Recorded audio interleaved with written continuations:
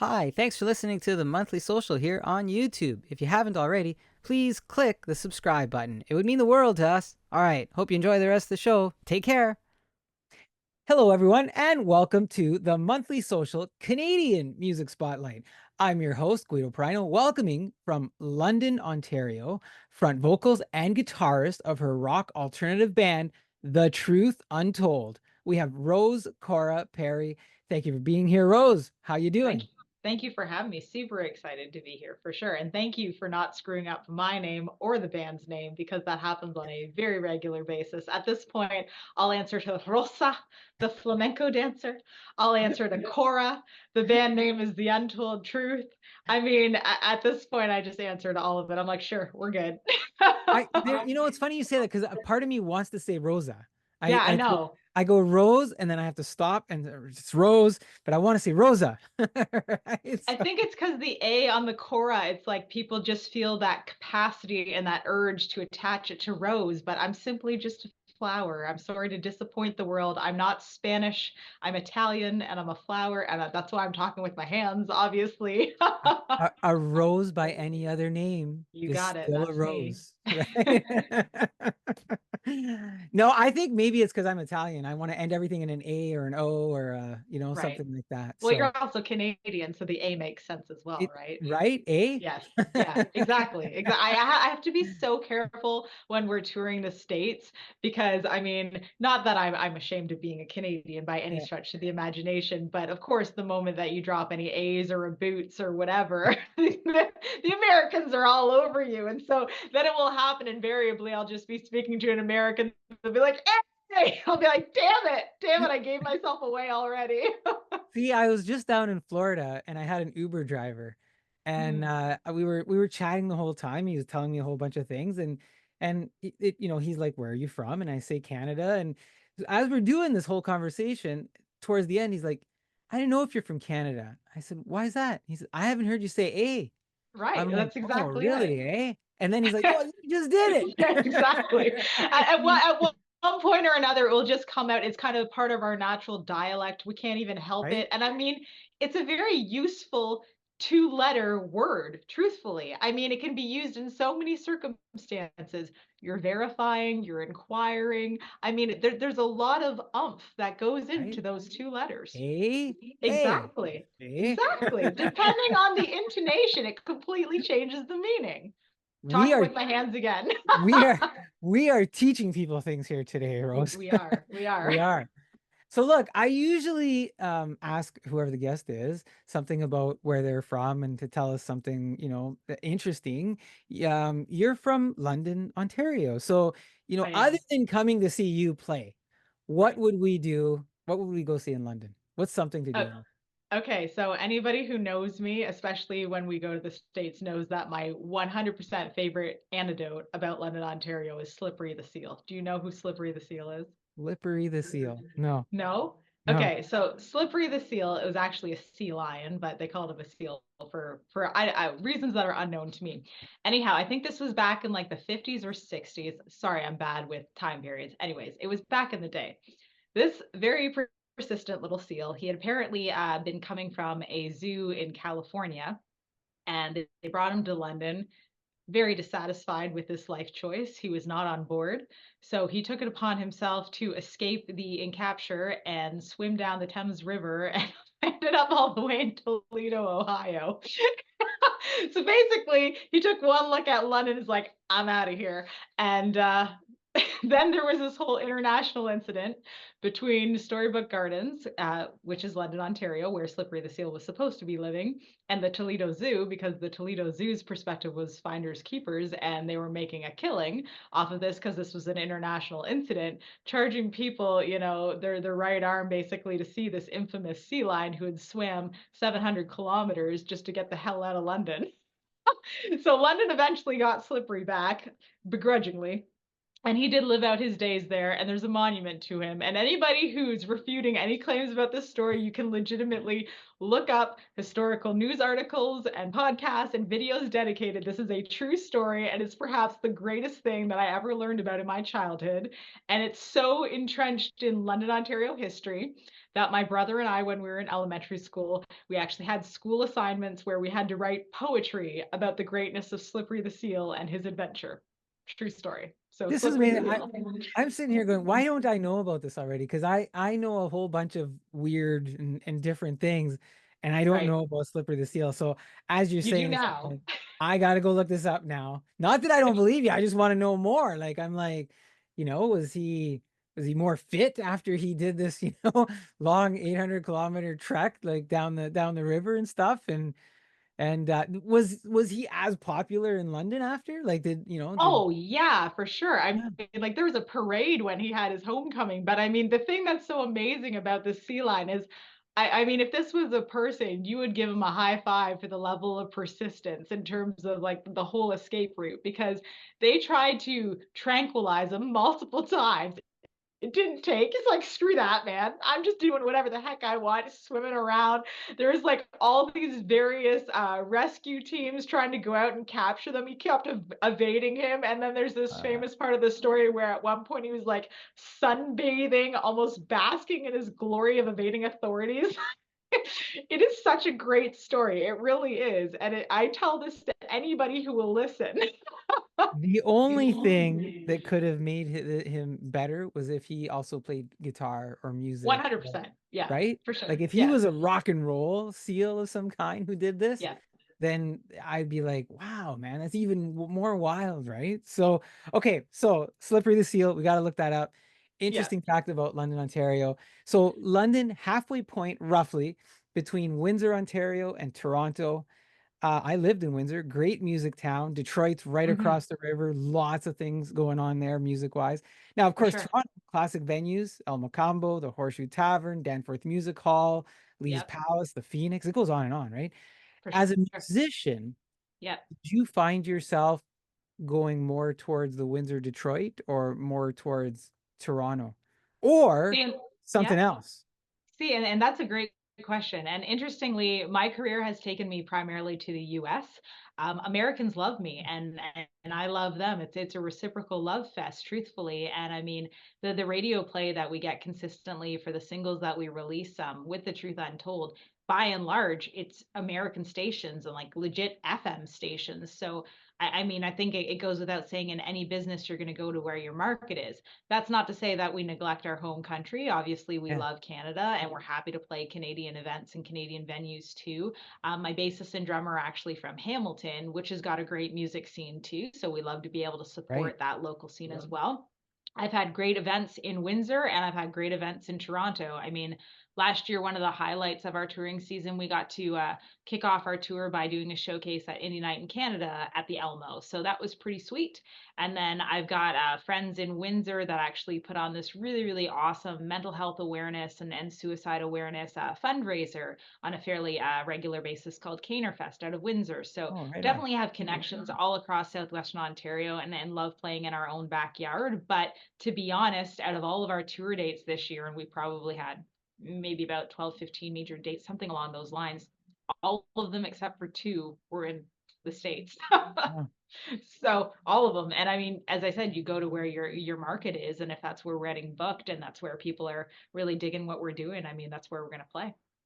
So did you just happen to go to the States and you kind of just got into a vibe there and people started recognizing you, or did something else happen to make that happen, or?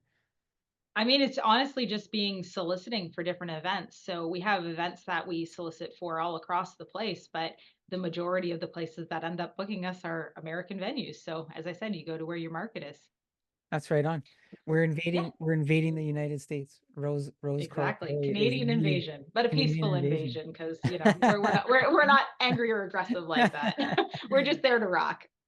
Rock and roll. All right. You got it. So look, before you start doing your music Hmm. thing, before you start doing that, um, you were awarded the most photogenic and best smile at the age of 16. Yeah, oh gosh. Now you're gonna You're make me still blush. smiling though, so look at I it's know. there, right? So how does this come to be? What's going on there? Number one, thank my parents for investing in orthodontic work because I very much needed it. Number two, my mother, if I could even be one iota as beautiful as her, I would be Oh, considered a very, very lucky woman. So she is a goddess, and I'm so thankful to have inherited at least part of her looks. And she did some modeling in her youth as well. She actually nice. is a professional fitness trainer, and she did bodybuilding. My God, she's got a hell of a physique, and yeah, she could probably kick most people's butts. Even as a senior at this point, I love and adore both my parents, but my mom is a goddess for sure. And so because she kind of had some fun doing that stuff when she was younger, she thought that I might have some fun doing it too. And I'm sure you can see my extensive Yeah. amount of hair. I actually primarily did hair modeling when I was younger, because hairstylists love working with this massive mop on my head because they could style it in whatever capacity they wanted. There was so much to work with, and it's very, very friendly when it comes to different crazy, vibrant hair colors. So I had my hair all different colors, and I'm far too short to do runway modeling seriously because I'm only 5'4.5". Most runway models have to be at least 5'7", so I couldn't quite meet the mark with that. But I did a lot of hair modeling, which in turn led to photography modeling because people found that I was very photogenic and kind of had a presence. And I mean, that's all kind of tied into my musicianship too, because a huge part of being a musician and being part of branding, your Yeah. image and stuff is having that sort of visual identity. And I have so much fun planning photo shoots and coming up with elaborate ideas for music videos and stuff that I kind of consider it all an extension of my artistry. So I don't know, it's just all kind of been part of the journey, I guess, to get to where I am. So you found your smile and you've kept your smile. I hope that you continue to do that. And 5'4", you say 5'4", but I'm thinking, Tiny. I look at the pictures of you, and when you got your guitar, you don't like, maybe it's the guitar. It makes you look It like is. It's tall my and, you it's know, also I got my bitch boots on too. ah, the Like I wear, boots. yeah, I wear these old wrangled up 20-year-old army boots I got at a thrift store. They add at least 4 or 5 inches to me. But I mean, I think it's about the presence too. So Yeah. something that's important to me as a female and a female musician is that I think that it's important for women to exude confidence and to feel good about themselves. And I mean, they're not doing it for validation, they're doing it for themselves. And I mean, nothing about my image has ever been about, hey, I'm trying to be sexy, look at me. It's just been about, this is who I am, unapologetic, and I'm confident, and I damn well want to rock. So you either dig it or you don't, right? And I mean, if you don't, that's cool too. To each their own. Everybody's got their own stuff that they're into, but I don't believe in like flaunting and that kind of thing. I'd rather leave something up to the imagination. So I go for the more badass, I guess, Joan Jett aesthetic. Oh, Yeah. that's it, Joan Jett. You had me. That's it. I'm good. Joan Jett. Yeah. I I mean, just, there are worse people to idolize and look up to. I mean, she oh, was such a pioneer in her yeah, craft, and some of the crazy stories that she went through back in the 70s when, I mean, sexism was so much more alive and real. Not to say yeah. that I don't still experience my own moments, and I know other female musicians do too, and that's still a reality. But some of the things that she went through in her early years are pretty tragic. And I mean, I have so much respect and love for any woman who is a pioneer and trailblazer like that, for sure. I just saw Joan Jett a couple of months ago at the Budweiser stage in Toronto, Nice. and she wasn't the final act, Right. but I talk about this on one of my earlier episodes. She could have been the final act. Right. It just That was just it for you. like the stage presence that she Yep. had, right? And the way that she played her songs, and and because I like Joan Jett, having listened to the albums and things, like I was like, "Man, she sounds like the albums," Right. and just the energy she still has and the presence that she brings, Right. right? And anyways, I had, my girls there and stuff about it too. So it was kind of neat just that all that stuff sort of happening. And when my girls can see a woman musician and how they can elevate themselves and Yep. be in that position, right? It's always important for me too.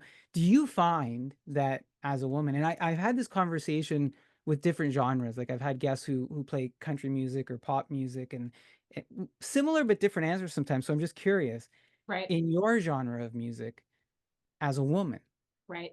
has it been harder? Oh God, yeah.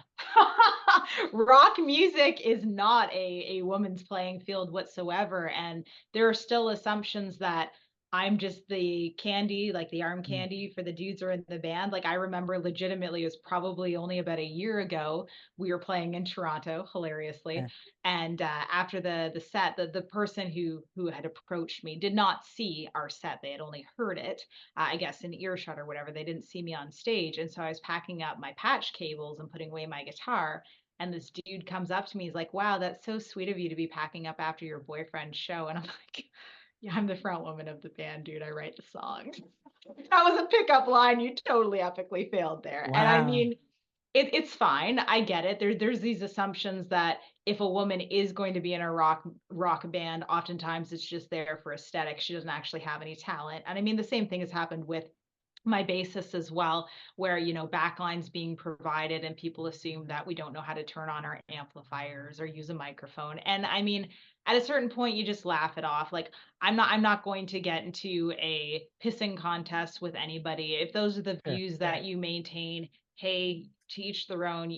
I mean, that's kind of your own life journey to work through that. And I'm sure at some point it's going to have to come to a head and you're going to have to face some of these biases that you might hold. But I mean, I make no judgments to other people. Maybe they have reasons for having those views. Who knows?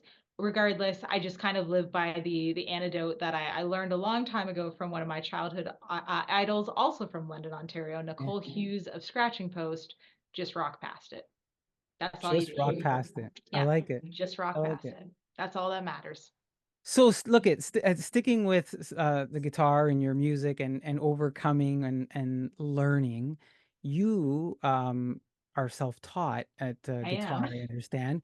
Yes. And this around 2002, you start doing this, I think. And like I'm just thinking, the internet really, might have just started putting out some, chords and lyrics, and it was, just Tablature. starting to become like a resource in terms of getting that type of information, music sheets, right?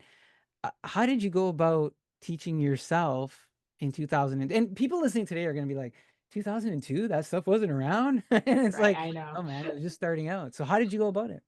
So that's actually an interesting question. So what I will say is that I had a classical upbringing as a vocalist, so I had that to leverage. So I understand music, I understand chords, I understand, the bass clef, the treble clef, Right. all of kind of the technical capacity of that stuff because I studied classical voice for about Okay. 14 years. So I did have that foundation already, and I did theory rudiments as well through the Royal Conservatory. But I am a 100% self-taught guitarist.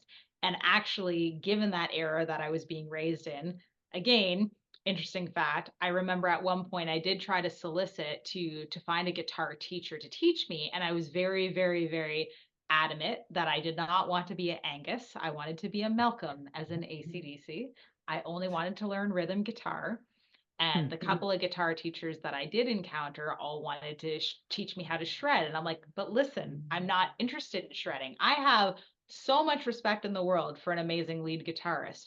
But I knew in my heart and soul that my primary instrument will always be my voice. And I only wanted to learn to play guitar to write songs, to accompany my voice, because I consider that my Yeah. gift. I write beautiful melodies, and I'm very, very thankful for having this capacity to sing and and do all the things that I can vocally. So I just wanted to learn guitar to be a songwriter. Nobody seemed to understand this concept, and they wouldn't take me seriously. They're like, no, we want you to work on your arpeggios and stuff. I'm like, I don't care about that stuff. I really don't. So inevitably I found myself having to teach myself how to play guitar. And so I don't know the name of any of the chords that I'm playing. And I know that that's going to sound bizarre because I've been playing guitar now for quite some Wow. time, but I actually invented my own tablature. I know how to read it. I can explain it to other people logically so that it makes sense to them, but it's my own way of writing songs so that I know where my chord progressions are.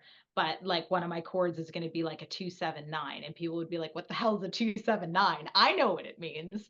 But unless I explained it, nobody else would understand what it's meaning or know how to read any of my song sheets. So I mean, I guess necessity is the mother of invention. And so I did what I had to do. And that's how I learned how to become a songwriter. And so the very first song that I actually successfully learned to play on guitar and sing, because that was kind of the biggest struggle that I had, understanding rhythmically how to do something that contrasted with the rhythm and the timing of the Mm, vocals, was Say It Ain't So by Weezer, because it's got kind of like the ska beat to it, but then the mm. vocals are doing a really, really straight kind of temper. So I was trying to do that contrasting part together, and I remember being so happy and satisfied when I finally nailed it. So that was probably one of the only songs that I actually learned by another artist, because then I spent the next 6 months on my journey of learning how to play guitar, writing my very first rock album.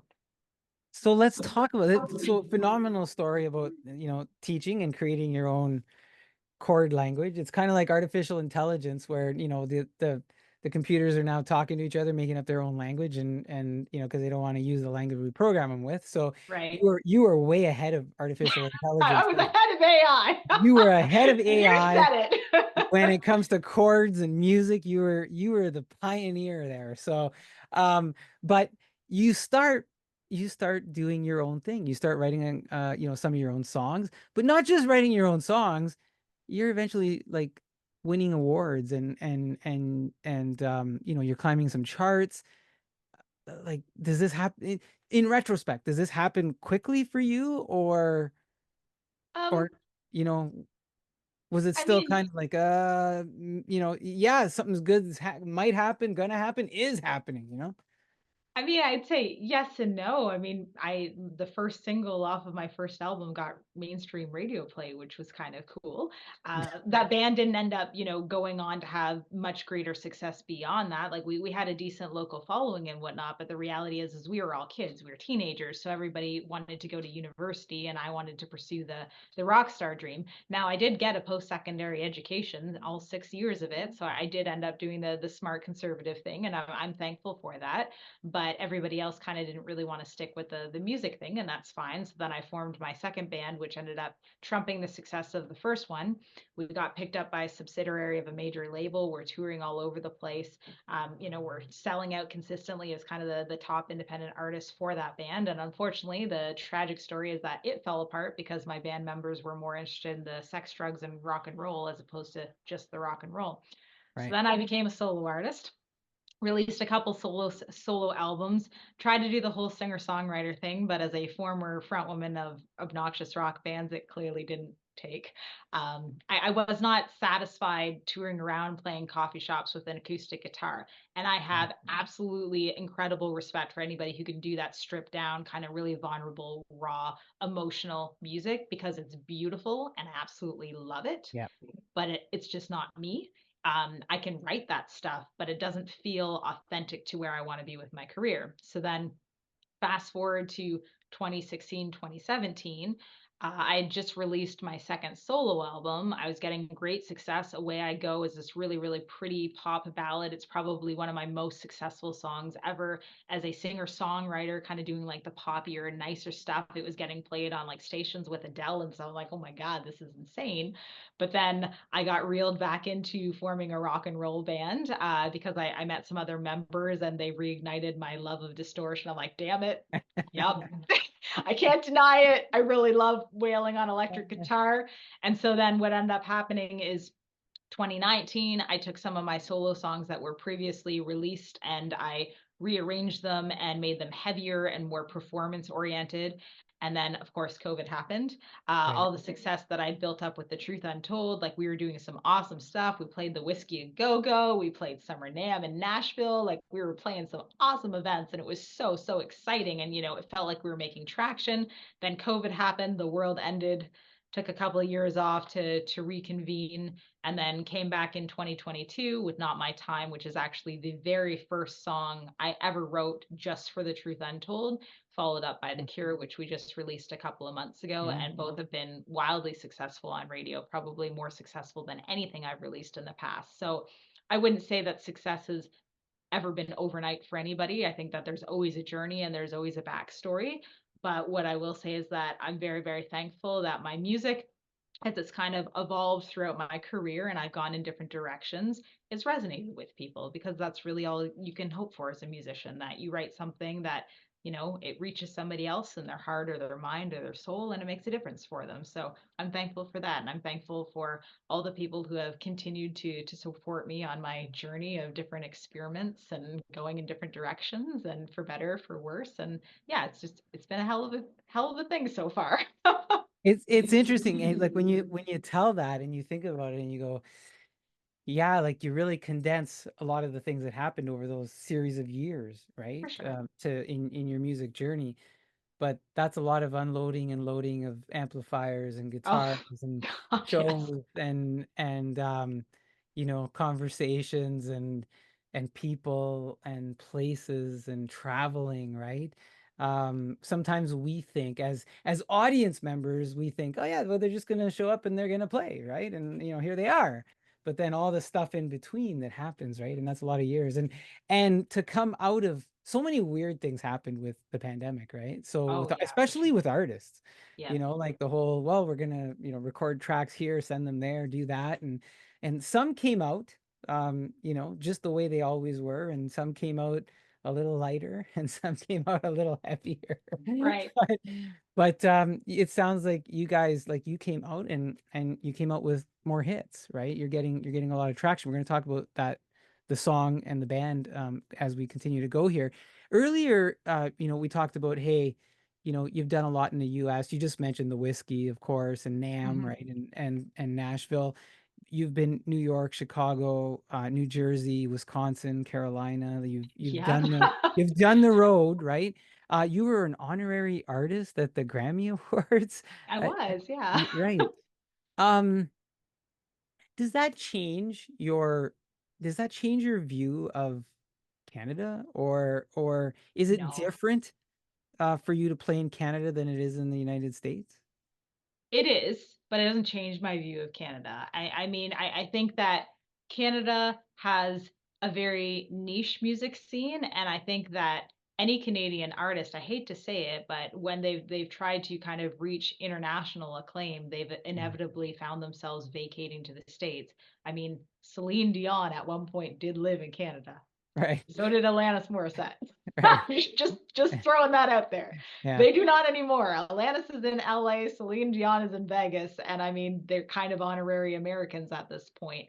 So as much as I support the Canadian music scene, I oftentimes have found, and I mean other artists will tell you this too. So I'm not trying to poo-poo on our nation, but yeah, oftentimes it feels like Canada's a little bit behind in the trend, and until something is kind of deemed cool elsewhere, Canada doesn't really get on board.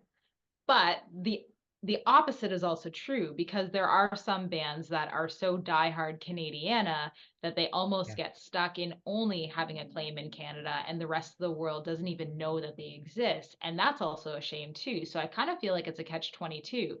You can be very, very successful and very, very popular, but being closed in that space and never get out internationally. Or you can try and venture out internationally and hope that Canada will be like, all right, I guess you're okay. We'll let you back in and we'll acknowledge you're a Canadian. I think it can go either way. And as I said, like I'm very appreciative. I have amazing support here in Canada from so many incredible people too. I mean, some of my best friends in the entire world I met from playing gigs locally, and they are dear friends of mine now for like 20 years plus, which is amazing. You could never replace that with anything.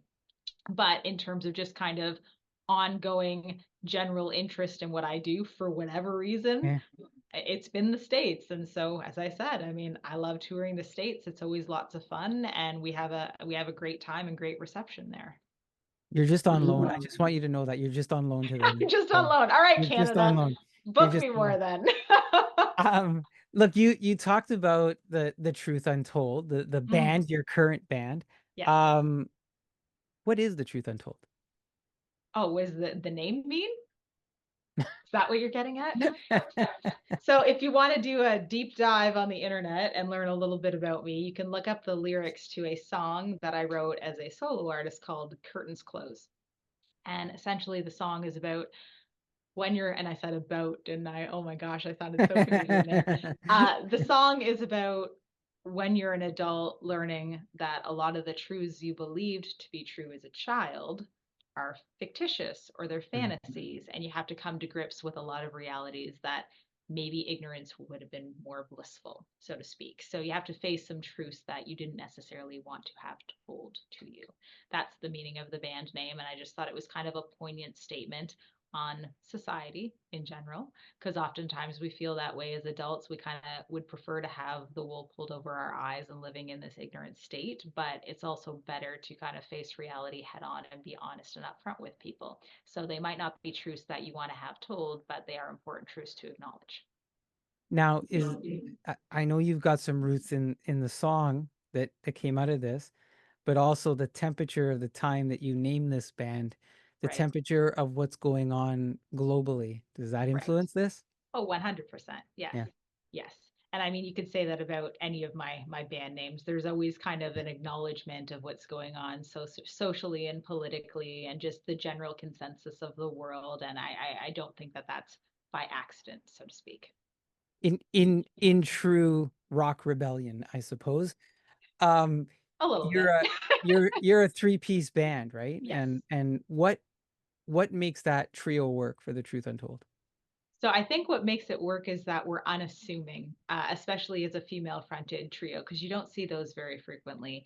And so people often associate trios as not necessarily having the fullness or the depth as a quartet, because the quartet is kind of more the standard rock and roll personification, so to speak. But Mhm. then we go up there and usually the response is, "Wow, you're really loud." We're like, "Yeah, we know."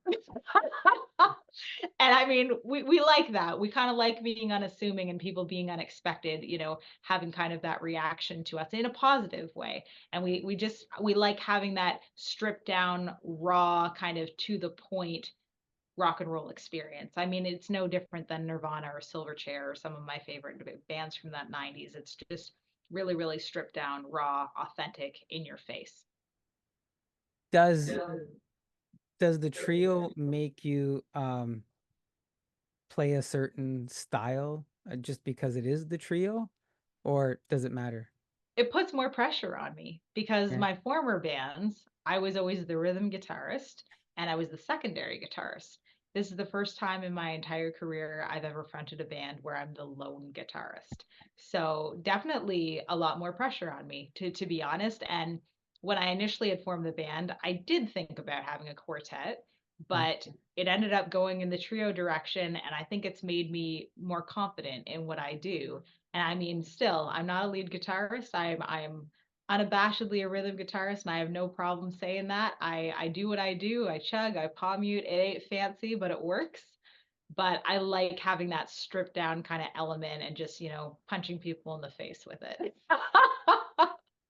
It sounds so punk, punching people in the I face. well, okay, but that's the reality though. That's my roots my roots were as a punk. I mean, I spent the better part of my youth at Call the Office, amazing historical landmark in London, Ontario. Please check it out. Incredible history at that venue. Going and sneaking into tons of punk rock shows as an underager with a really bad fake ID and stage diving and going in the mosh pit. So what do you expect? I mean, that never left. That attitude is entrenched in my blood and my DNA. That's fun. What I'm just thinking mosh pits. It's been a while since I've seen the mosh pit. Um, Rose, what would you say I think is your greatest challenge so far as an artist? Oh God, I that is know, such a right? loaded question. Well, you know what? In fairness, so we talked about gender, right? Right. Yep. We talked about culture. We talked about playing in different countries. Um, we talked about perceptions. There's Yep. just so many different avenues, but if you had to pick one of those things or maybe something else, and I asked this because even from the woman perspective, right? Like if Right. if we have young artists listening, For sure. is that something that they can relate to? Is that something that they can expect? Is that something they might have to overcome, right? I think it's probably, I mean, this is gonna sound so cliche and so much like I'm talking about a 9 to 5 job, but it's probably work-life balance because the reality is that I would love to give every iota of myself to just being a musician constantly all the time. But Hmm. then I also need to sleep at points. And I need to, have a reprieve and actually have a life and have some time to snuggle with my kitties. I mean, those are all and eat and buy groceries and do regular day-to-day things too. And I mean, at times it can be overwhelming. I think that the expectations for all of the managerial pressures and the booking pressures and the publicity and being on social media and all that stuff. I mean, it's pretty intense. I mean, I remember, and again, I'm totally going to date myself, but decades ago, to promote a show, you maybe went downtown, put up 50 flyers on street posts, the place would be sold out. Now you're competing with everyone across the world on a platform with very limited ad space and hoping that people are going to come to a concert. So there's this perception very much that the World Wide Web has helped the music scene. I would argue the opposite, not to sound like a Luddite, Yeah. because I know we already made fun of me earlier for using a Blackberry and a computer from 2010. But the reality is that I don't think technology has empowered the independent artist. I think it's actually made it more fiercely competitive and harder because now you're competing on a global platform trying to get people's attention, whereas that whole localization has completely gone away. And so oftentimes there's this perception that people won't go to shows unless they've heard of you. Whereas I can tell you when I was a kid, I didn't care who the heck the band was playing. I was just there for the rock and roll experience. There's so many bands that I discovered that I had no idea who they were. Never heard their music before, but I was up there, I was in the pit, I was skanking, I was doing all that cool stuff, just crowd surfing, enjoying the rock and roll experience. And I came home with so many CDs and so much merch of these bands I never would have discovered otherwise. So I didn't care about the perception about them already being popular or already being, acquainted with their music. It was about that atmosphere and that connection with other people, because that was also a very different perception about going to rock concerts that I think has changed, particularly with COVID, that live music and live streaming is somehow the same through a computer as opposed to being there in person. I would strongly argue it's not. I mean, to me, whether I'm up on the stage or a member in the crowd, I want to be able to feel the energy and the emotion between the audience and the musician on stage. You can't experience that in a sterile atmosphere where you're talking or expressing yourself through a screen. That is a human experience. It needs to be experienced in person. You feel a connection. It is a very, very real thing. And it is so absolutely incredibly magical as a performer to see people in the crowd singing along to your lyrics. You're like, oh my God, those are my words. Or to even be in a crowd and be among a sea of people, they're complete strangers, and all of you are connected in this beautiful moment, singing along to the person on stage. Like that is, it's irreplaceable. You cannot replace that with a screen experience. And anybody who argues otherwise, I challenge you. You are challenged by Rose and her punk rock. Listen, you make some really cool points. Like um music may have become more accessible for the artist, like for people of the artist, but it holds true for everybody, right? So every Right, artist's music is now more accessible on all these different platforms, but right. finding that artist is more challenging because the pond got bigger, right? And you're Exactly. right. Yeah. Like we would walk down the street. I used to like the little posters, right? You'd see, I we'd walk know. It downtown, was you'd see oh cool. yeah, so and so is gonna, and even now, like some of the older bands, you see they still have their posters, They're still old school. Yep. right, of where they were playing. You made me think of, and we were talking about Windsor earlier, and you keep saying I'm dating myself, and I'm thinking, I don't know, Rose, I think I'm older than you, but so Windsor, there used to be a place called California's. I don't know if you remember California's. I don't remember So that it place. was this it was a bar of some kind that it must have held, I don't remember, a few hundred people, Right. and there were bands there like every weekend, and it was the place to go, right? Like the bands would Right. come in, you'd see all sorts of acts. I remember, but it wasn't just like local bands. I remember going to see Alana Miles there, Oh, and wow. yeah, right, and doing the smaller bar tours and stuff, and that live experience, it's just something, it was something different, right? And Yes. you're right, the streaming thing, it's nice because it's accessible, but the Right. experience isn't quite the same. And then the other thought you made me think of was, and I've talked about this on other shows, is opening acts. Right. If I buy a ticket to see Alanis Morissette, which I did, Right. right? And I know Alanis doesn't come on till 9 o'clock or 9:30 or Right. something, right? Right. I am there, and the doors open at 6. I'm there at 5:30. I Right. want to be there, and I want to see the opening act because But you're I old. I I love the opening acts, right? Like I have seen these opening acts and then I end up buying their music Right. because I'm like, man, I never heard of them, but they're so good, right? Right. And then you find out, and I say this to my kids, right? I say, you know what? That opening act, because they're new, someday they will not be the opening act. And those Right. people who are not there to see them right now are going to say, oh, I wish I could have seen this person play or this band play, right? So I would say, Right. go support everybody from the Correct. first act right to the end because when you're there and you have that live music and you experience that, it's like no other feeling. It's its own unique feeling. So that's a really long way for me to say I agree with everything that you just said. And throughout my own little dating myself things of talking about California's is no longer there. I think it closed down many years ago, but there was California's, there was Joker's, there was a bunch of really cool places that we would go get our live music fix at. So, Mhm. um, look, I keep coming back to one thing, and I'm sorry because I keep Oh throwing the God. America, Canada, Canada thing back and forth, right? People are Um, gonna think I have anti-Canadian sentiments, and I truly don't. no, I no, love my country. I'm a damn proud Canadian for sure. exactly, right? Like Yeah, I love maple syrup. I don't know what right? further proof you need. I'll put it on everything. Wait, like, are there different kinds of maple syrup you like though, or Just like the authentic, the dark the amber, dark grade amber? A, Yeah, obviously. tapping your Yeah. own tree, like let's get. I don't know if I'm going that far, I'm salvaging my own I sap. I want to This is see really you. sad. People are gonna think that I'm nuts. You're gonna have to come out in one of your shows wearing a plaid shirt, carrying the guitar 100%. over Yeah. like your shoulder like a true axe or Yeah. something and Oh say, yeah, for sure. Guido. Lumberjacking it up. So listen, and you are a proud Canadian. You've performed the Canadian national anthem a few times now I at have. events. And we've seen creative versions from some artists when they do that. How do you approach doing our anthem? I do the bilingual version, believe it or not. So Wow. I do the second verse half in French, and then I do the rest in English.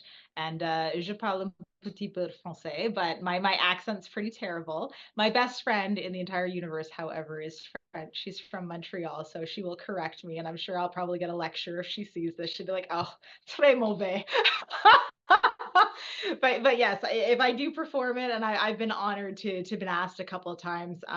It's funny actually that you mentioned that people have different artistic interpretations because my favorite version that I've ever seen performed was when Celine Dion did it and she screwed up the lyrics, but damn, her voice is so good. I didn't even care.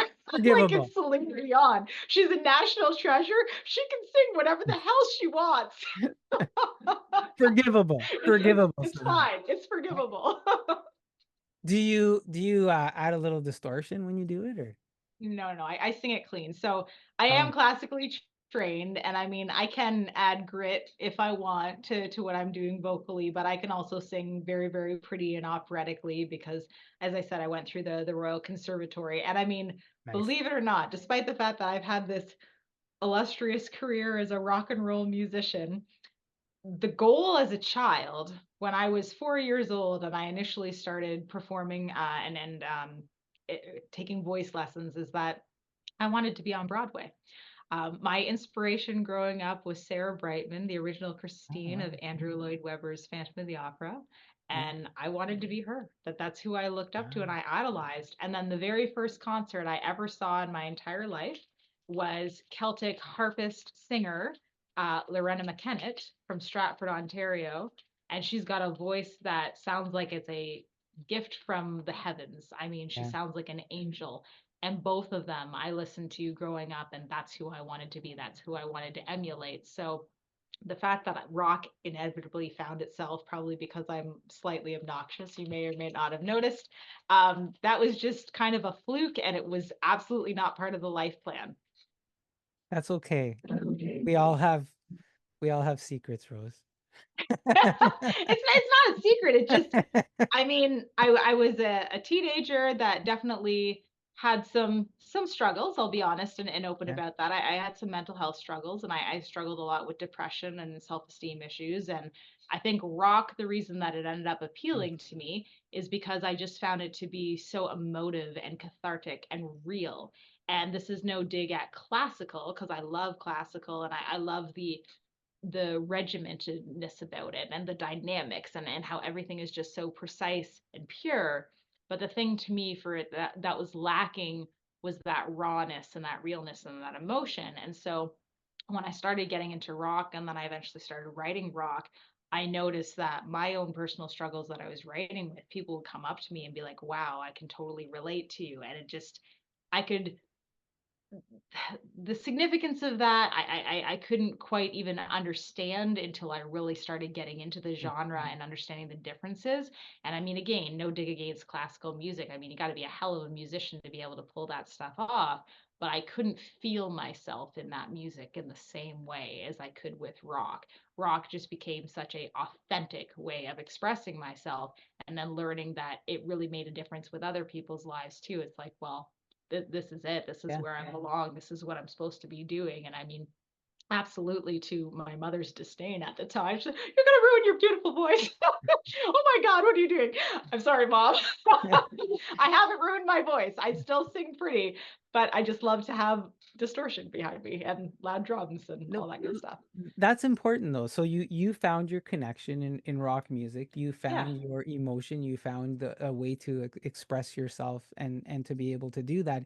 And it's interesting because you talked about, emotions, mental health, etc. And um, you know, I don't want to sound like like I used to walk, to school uphill both ways in the snow kind of guy here, right? But but you're um Canadian and you obviously did. I did. I really Yes. actually did, right? Like I really did. But that aside, the way that I felt that I consumed music as a teenager is a little different than I think how I see them consume it today. Right, Because I didn't have all these different avenues. I would go down to, Sam the Record Man or whatever our local store was, buy some tapes, right. go home, open them up, you know, live, find myself in these lyrics as I read the sleeves and connected with the pictures the limited pictures that I saw, Yep. or hope that I would get a magazine or something. And so Right. whatever our teenage emotions were back then, that's what we did. Now, I don't know today, like because everything's online and Hmm. everything comes faster to Right. everybody. And talking about mental health, it's gotten as a bigger thing for us to look at and help others with, right? So For sure. it's just the amount of information. It's just a different way to consume it. So I think, rock and roll, hey man, you found it back then, and that was the thing that worked. And maybe someone else would find it in a different genre, right? I don't know, but I sort of went the same way. Like my first sort of thing was like, yeah, man, rock and roll, and I felt like, yeah, I felt powerful.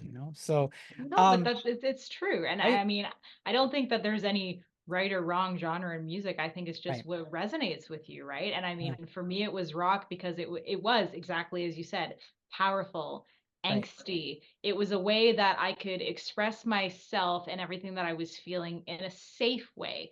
And I yes, say that because this is really important. So I struggled, as I said, throughout my youth with some really, really hairy thoughts at times, things that make me really sad to think back upon that I was just in such a bad state of affairs. But I never turned to drugs. I never turned to alcohol. I never went down in the depths and really found myself consumed by substances. And right on, unfortunately, I've lost people in my own life, friends and family, from those very vices. And so that's always really been a sore point for me when I've seen so many wonderful people just have their lives taken away because of that, because they don't know how to cope. And I mean, I don't blame them. Not knowing how to cope, that's kind of a human experience. None of us can cope perfectly. I mean, when the you know what hits the fan, I mean, it doesn't matter how much mental stamina you have. There's only so much any individual can take, irrespective of what their upbringing and their beliefs are. And we all have breaking points and we all have our own burdens to bear. but I really feel like it's far too glorified in rock and roll, and it's too accessible how much substances are kind of part of our culture, that it just becomes an easy fix and an easy band-aid solution, and then people ultimately don't deal with their problems, and then they just compound and compound and compound Yeah. to the point where you're past the point of no return.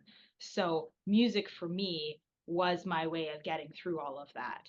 I'm not saying that's perfect, and I'm not saying that I don't still have, sad moments at times. Of course. I mean, I'm human. We all have those, good times and bad times and moments of personal reflection and all those things. But I can honestly say that turning to music legitimately saved my life, and it made a huge difference for me. So if a little piece of my heart that I put into my lyrics can do that for somebody else, well then mission accomplished. That's what I Mission was here to accomplished. that's what I've been put here to do. Yeah. Yeah, I was just gonna say, you know what? And as you're going through that journey and you're able to create, then others can absorb and be on that journey with you, and you can pull them through from wherever they're coming from.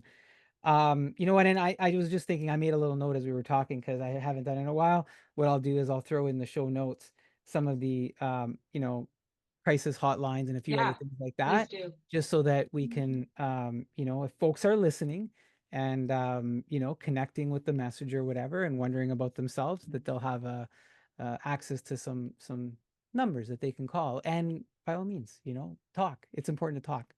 Oh, 100%. And I mean, it's really important that we even have such resources available, because it wasn't always that way. I mean, no. mental health and mental illness was long seen as not a serious crisis and not nearly as detrimental as a physical ailment. So I'm very thankful with my own life experiences, as well as for those that I love, and just the world in general, that we have resources available now for people, so that they know that it's safe and it's okay to be honest, and it's okay to have scary thoughts sometimes. Just know that you've got ways to cope and hopefully help you get through it. It's incredible. We have come a long way, a really long way. Yeah. So yeah, Tell me about it. yeah. It's we thinking back again as we date ourselves. Um, Look, just changing our mood a little bit and changing the topic as we continue to have our conversation here. The Mhm. music world is Yeah, a very I've learned in doing this now for 5 years and talking to a lot of musicians, it's a very small world. right. It used to be so much bigger to me before, but it's a very small world. I understand that you were photographed by Oh. Lisa S. Johnson. Yes. Yes, I Lisa, was. she is a photography artist with two amazing books, 108 Rock Stars Guitars and Immortal Axes. She's Mhm. been a guest here on the Monthly Social. I've Amazing. had the pleasure of hanging out with her in Toronto and just chilling and having a drink and talking and eating and all that sort of stuff. Things we do, right? Get to know each other Right. around the table. Right. Um, how and so I end up telling her that I'm interviewing you because we still keep in touch, right? Right. And anyways, how do you we'll get to more Lisa. How do you end up connecting with Lisa and what was the photo shoot for? Yeah, so I actually got featured with one of her photographs with my Daisy Rock guitar. So I was a long-standing Daisy Rock guitar artist, and for those not familiar with the brand, long story short, Daisy Rock was actually a pioneer when it came to creating guitars that are specifically designed for females, as well as for young girls in general, because they're more lightweight. The frets are closer together. They're easier to manipulate. And I've already alluded to I'm 5'4". I'm maybe 120 pounds soaking wet. I'm a pretty tiny woman. I just look big in photos, I guess. It's the boots. I blame the boots. But when I was learning to play guitar, it was really, really challenging for me to find a guitar that wasn't actually causing me tremendous pain on my shoulder and my Mm. neck, and having to have the weight of it bear on me for over an hour playing a set. Like it was honestly uncomfortable to play. And then I discovered Daisy Rock guitars, and I'm like, oh my god, this completely revolutionized and changed my life. So I ended up being an endorsee with them. It was their first ever Canadian endorsee, which was super cool way back in the day, and I had a long-standing relationship with them up until recently. And through those connections and just mutual acquaintances and knowing Yeah. everybody, I found out that Lisa was going to be at, I think it was Winter NAMM in Los Angeles. And we were just starting to chat. And I mean, she's a longtime supporter of obviously being a female artist of other female artists. And so invited me to get my photo taken with my axe, Glamour. And I'm pretty honored to have been included among her photo credits, as she has photographed some pretty legendary guitars. So Yeah. little old me up there in the catalog is pretty darn cool. Yeah. That's right on. That's right. And Nam makes sense because she's a big Nam supporter. So I was wondering about that. Was it because I didn't ask her? I was like, no, I'm gonna wait. I'm gonna wait and get it from Rose and stuff. So and she actually sent me some of those pictures that she took of you and the guitar. Can They're I great can I photos. can I post them when we do the show? Can I? Absolutely. Yeah, Yes, you're cool with please that? do. Yes. Okay, And give so her if credit for taking such beautiful yeah, images. absolutely. Okay, so folks, if you want to see some of those pictures, then I'll put the link in the show notes that go over to the website as well, and we'll do that. So the Daisy Rock guitar that Lisa photographed, is that your main guitar now? It was until recently. So Okay. I actually, at the start of this year for touring, I got picked up by Reverend Guitars. Oh, So I'm pretty honored because that's the same guitar sponsor as Billy Corgan from Smashing Pumpkins. yeah, man. No big deal at all. Cool, man. Yeah, so that was a completely unexpected thing that ended up happening, and I've been proudly rocking Ophelia and Juliet, my two Reverend guitars. Glamour has been put into retirement. However, she has still made some appearances in music videos, so she's in Not My Time as well as The Cure. And I love her, but it was time to kind of put that relationship to rest and start fresh with something new as I kind of enter this new juncture with the Truth Untold. Yeah.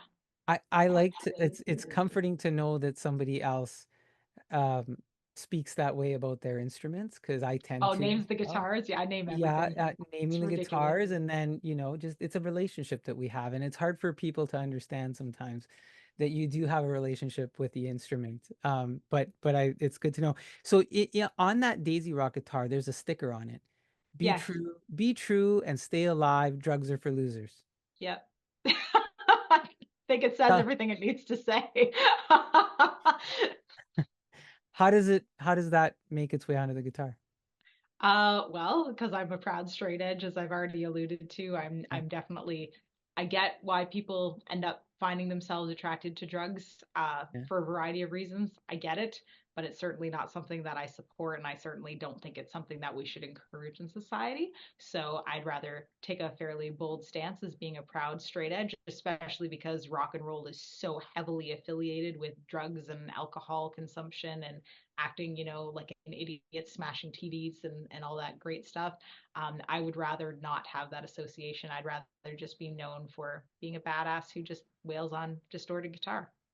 And has a clear message. Yes. It's not a passive message at all. It's a very No. I'm out there, and you said bold message. So anyways, Yeah. beautiful guitars. We'll have those pictures up. Speaking of equipment, um from an amplifier perspective, Blackstar Yes. Amplification, they're makers of guitar amps. They've had an impressive lineup of artists, right? Def Hmm. Leppard, Neil Sean from Journey, Richie Sambora. Yeah. You're using their equipment. They've endorsed you. How Correct. does that relationship start? NAMM again. Yeah. Yeah. So many things go back to NAMM. I mean, I Ma'am? don't know if you've ever had the opportunity to go to NAMM, but everybody who's anybody goes to that trade show, and it's an honor just to even be invited, let alone being able to perform. So I was invited to perform on account of my Daisy Rock sponsorship, and I had found a Black Star amplifier in an amp store here in London. So okay, let me circle back. I'm getting ahead of myself with this story. When the Truth Untold founded, remember I told you that originally it was just supposed to be kind of a backing band for my solo album, but then my love of distortion got reignited and I was like, damn it. Well, Let's go. inevitably I'm going to be Let's like go. a rock band again. Pretty much, yeah. It was not intentional, it's just what ended up happening. So, upon said occasion, I needed to find an appropriate amplifier. And for the longest time, I had been using PV Bandits, but Okay. I had decided that I didn't want something as crunchy. Now, I love PV amplifiers, do Yeah. not get me wrong, but I wanted something that had a little bit more better tonal separation when it came to cutting through the cleans, because the difference between the Truth Untold and Anti-Hero being my former band, Yeah. Anti-Hero was a straight up grunge band. I screamed in that band. I wasn't singing a lot of pretty stuff. I mean, at times you could hear that I had capacity, but we were unapologetically a grunge band. So it didn't matter if I had tonal separation with my amp, because essentially it was just loud and obnoxious all the time. That was Right. that band. The Truth Untold, on the other hand, very much with this project, I didn't want to lose what I had established and developed as a solo artist. So, getting back to my roots as a classical singer, writing really pretty melodies, but I wanted to amalgamate that with my love of everything that Antihero had brought about too, which is that love of grunge and distortion and hard rock. So, I wanted to find a happy medium between the two of them. And so I needed an amplifier that could both be pretty as well as smack you in the face. And so I happened to upon a black star at a guitar shop, and the clean sounded like a Marshall and the distortion sounded like a PV, and inevitably that's exactly what happened. It was engineers from both companies that made the black star. I'm like, well, this makes sense, and I'm like, this is the perfect amplifier. I will never need to play with anything else because it captures everything as a guitarist I could ever want. And so I fell in love with it basically instantly on the spot. I was like, oh my God, this puppy can wail. And so when I found out that we got the NAMM showcase on account of Daisy Rock being my sponsor, I knew Black Star was going to be in attendance because you get to access to like the vendor list. And so I hit them up. I'm like, hey, this is who I am. This is what I'm all about. We've got a showcase. I'd be super honored if you could attend. I absolutely love your amplifiers, and I wanted to be able to get the dialogue going.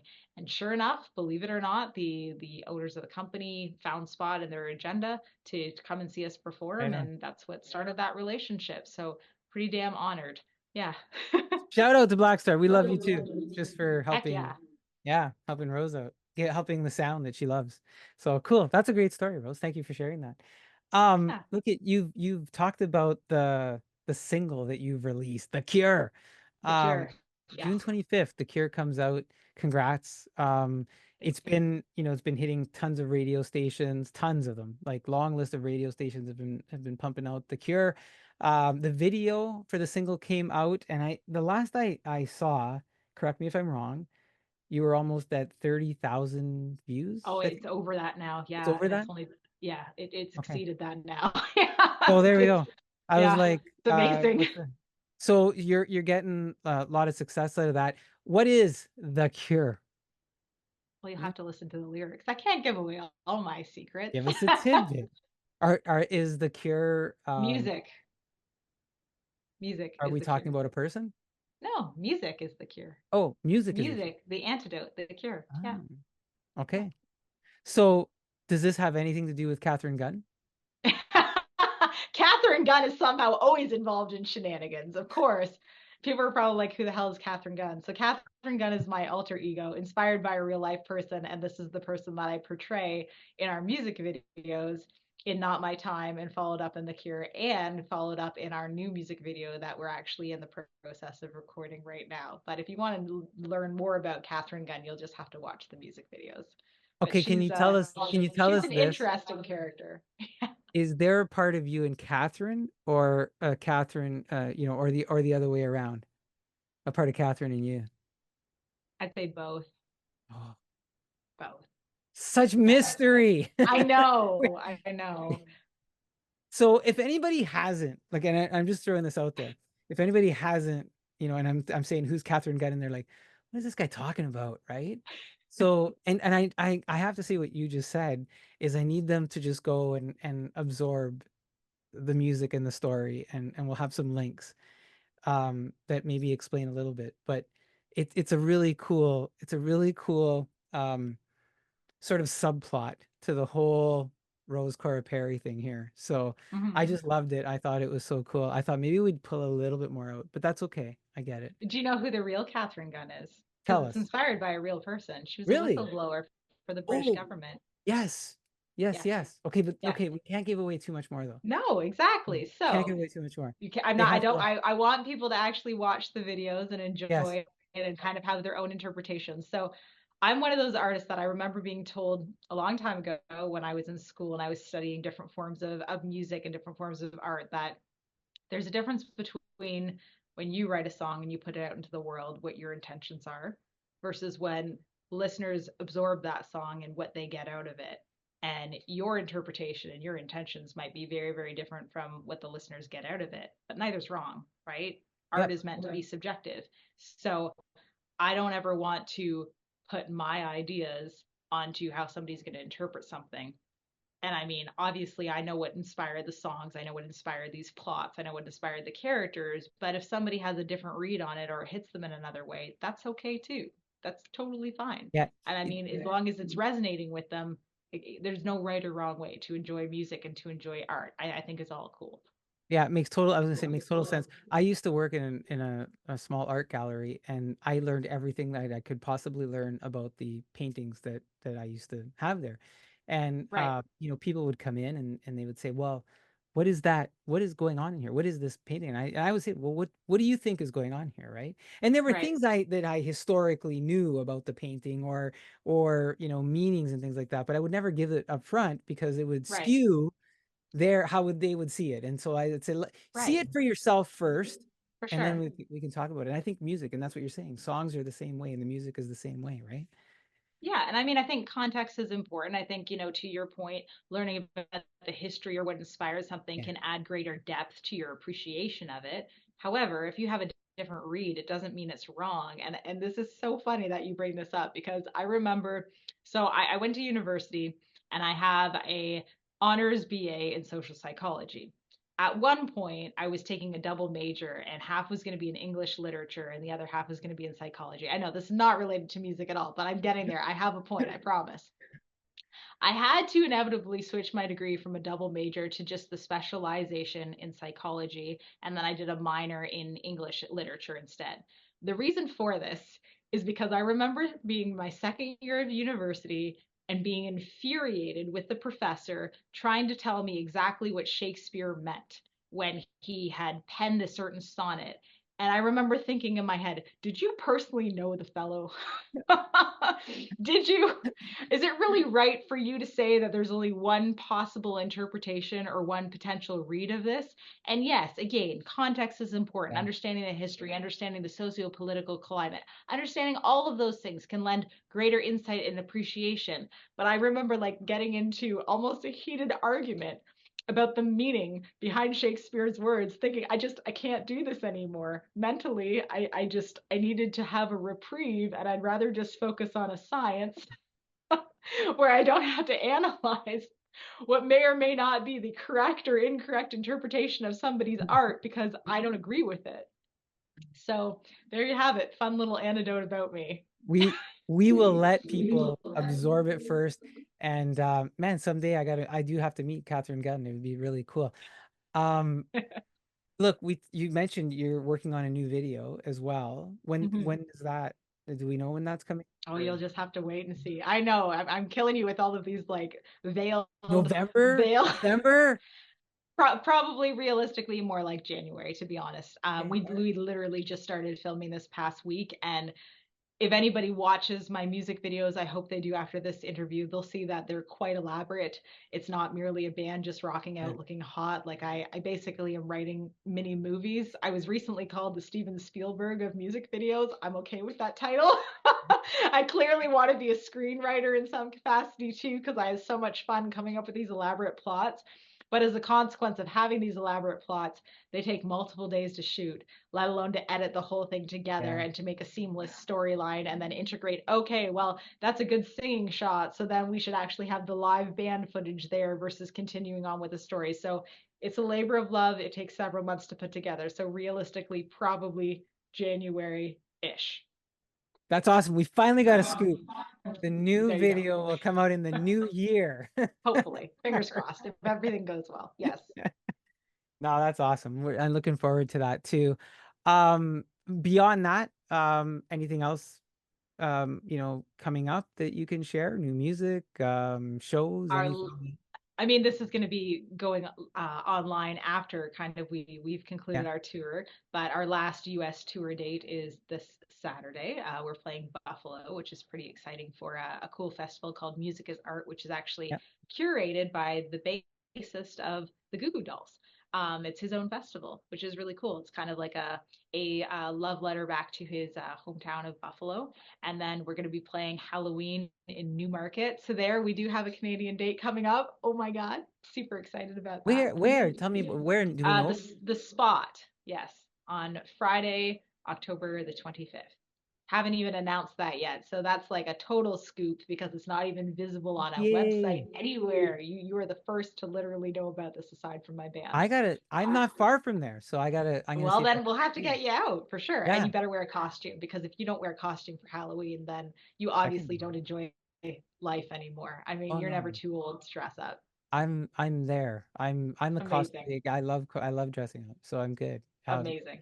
Yeah. I Now you got me. Now you got me thinking. I'm like, can I do something that goes with one of your video themes so that you'd be Oh, like, that would be amazing. that's You could pretty be an cool. FBI agent. Hmm. I think you can pull it off. You've got the specs Probably. too. Right? Yeah, yeah, totally. They used to, some of my friends, they used to call me Mr. Smith from the Matrix there. Nice. Yeah, Nice. I had these other glasses. Anyways, going down a rat hole. But okay, Newmarket, the spot, Mhm. October 25th. We're gonna see if we can get that out there for folks as well. It's okay, right? If we start telling Oh, people. yeah, absolutely, absolutely. And Yeah. then as far as kind of other stuff, writing a lot of new material. Super excited about kind of jamming through that over the winter months in hibernation and hitting the road again when the weather is reasonable to do so. So yeah, we usually take Right on. the fall and the winter off a little bit just to kind of reconvene because we go pretty hard with the summer touring and like to just be able to kind of take a little bit of time off. The weather is not ideal for traveling long distances anyways. I'd rather be at home in front of a fire than risking anybody's life on the road if there's a blizzard. And so we'll write some new material and kind of see where next year lands us. But excited for sure. Right on. And listen, for as far as preference for where Mhm. fans should grab music from you or engage with you, etc. I know you've got the website rosecoraperry.com, but Yep. is that start there, or is there Facebook or Insta, or what's your I'm on all of that stuff. I don't care. However, you're somebody everywhere. wants to reach out to me, it's totally cool. Yeah, Facebook, Instagram, Twitter. I mean, I receive messages and comments and stuff from all those platforms. If they want to reach out to me on my website, that's totally cool too. Yeah. He's cool. Rocking on.